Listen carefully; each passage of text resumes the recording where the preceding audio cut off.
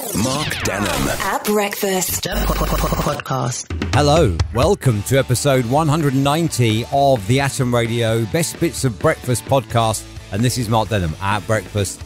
Here after all 5 days this week as well. No week off and nothing like that. All 5 days done this week. So yeah, therefore we have 5 days to harvest the least worst bits from. And this week on the podcast, you will get a healthy lifestyle and the benefits, the best cartoon character ever, maybe the funniest complaint ever sent into a local authority. I've got romance advice as well, and I've got signs of a midlife crisis. All that and more on the way in episode 190 of the podcast. Enjoy. Mark Denholm at Breakfast Podcast. 6:16, it's Mark Denholm at Breakfast Morning, and welcome to Monday. I do hope you are fine, fit and well. A recent study shows that exercising for an hour a day may be enough to counteract the harmful effects of sitting for long periods. So I'm going to be sat until 10. Does that mean I'm going to have to get up and run around for an hour after? This is Mark Denholm at Breakfast. Atom Radio.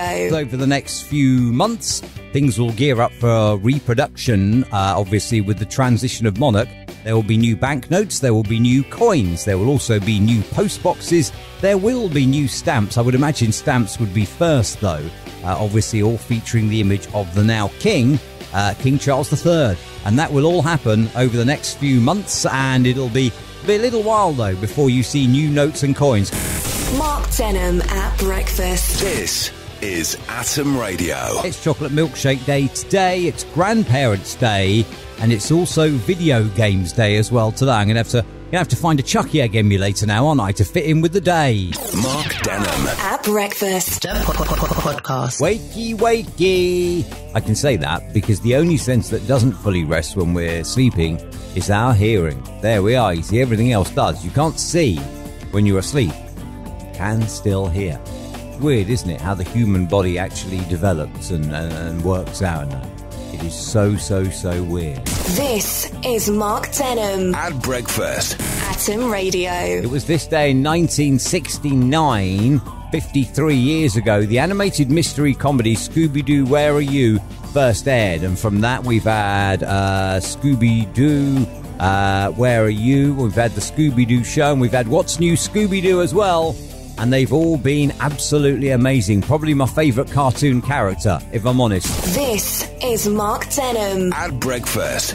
Atom Radio. A letter of complaint which was sent to a local authority. And I absolutely love this, right? Okay. This was sent to a local authority about a house. I want some repairs done to my cooker as it has backfired and burned my knob off.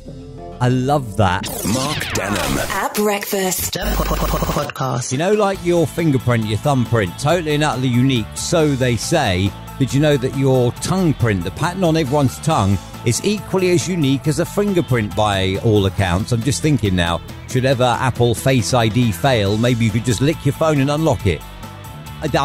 No, it's just going to make a mess, is it not? Mark Denholm at Breakfast. This is Atom Radio. Today I want you to open up in our little family. I want you to open up and just be honest. Who is your guilty pleasure? Now, depending on how guilty your pleasure is, on air at atomradio.co.uk, if you want to get in touch, depending on how guilty your pleasure is, I can offer you anonymity. If you'd like to have your name kept quiet, then yeah, that's fine with me. Although nobody has done so far. But I want to know today, who is it that is your guilty pleasure? Morning, Kate. Now, here's a dilemma for you, Kate, and I don't know why.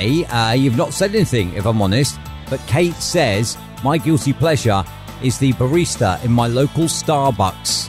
Now, I don't know, Kate, if I'm honest, if this guy is your guilty pleasure, why is he just your guilty pleasure? Why not just make him your pleasure? Or at least inquire as to whether he'd be interested, unless, of course, he's got a wedding ring on or something. Then why? Why don't you just say something? I mean, I know he's at work and that, but there's nothing stopping you from just saying, look, do you know what? I think you're really nice. Do you want to go for a drink sometime and give him your number? Leave the ball in his court, and then if he likes you too, he can ring you. If not, well, you can just go to Costa instead, can't you? And there we are. Problem solved, you see. I don't know, Kate. I'm just trying to be helpful. I do think, though, in this situation, life is short, and sometimes, there's only one person that we ever click with, and maybe that barista is that one person for you. I don't know. So, yeah, next time you're in there, I think pluck up the courage, put your big girl front on, and I think just say, look, I quite like you, and I'd like us to go out for a drink or something. Here's my number. If you want to call, then it'd be lovely to hear from you. If not, I fully understand, and leave the ball in his court, and then you're not hassling him at work. There you are, Kate. You can thank me later for that advice. Mark Denham at Breakfast podcast. A new study shows that the midlife crisis is in fact actually real. It's 100% true. Work stress peaks at 45, and when people reach middle age, instances of insomnia and headaches and anxiety and depression all spike as well. Scientists say that there is definitely something going wrong in the middle of many of our citizens' life. They call it a disturbing paradox. So the midlife crisis is real. I want to know, therefore, today, on air at atomradio.co.uk, what would it be in someone's life that would lead you to think, oh my God, they're having a midlife crisis? Go on, fire away. We'll kick off for Thursday with Gavin. Morning, Gavin. And I tend to agree with this 100%. Gavin said, when men all of a sudden have hair transplants. Now, I agree with that, Gavin, 100%. I went bald in my 20s, and I just left it. I bought myself a pair of clippers. Actually, at first I went to the barbers and I had them shave it a couple of times. I thought, this is costing me a fortune to not really have that much haircut.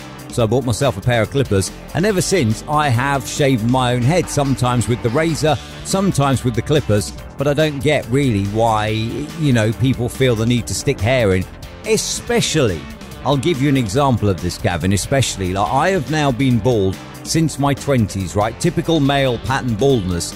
Can you imagine, therefore, if I went and had hair transplants and then all of a sudden you saw me in 3 or 4 months, ding, take a hat off and a full head of hair? How stupid would I look? I agree with you 100%, Gavin. Men having hair transplants, a definite sign of a midlife crisis. Thank you for your email and have a lush day.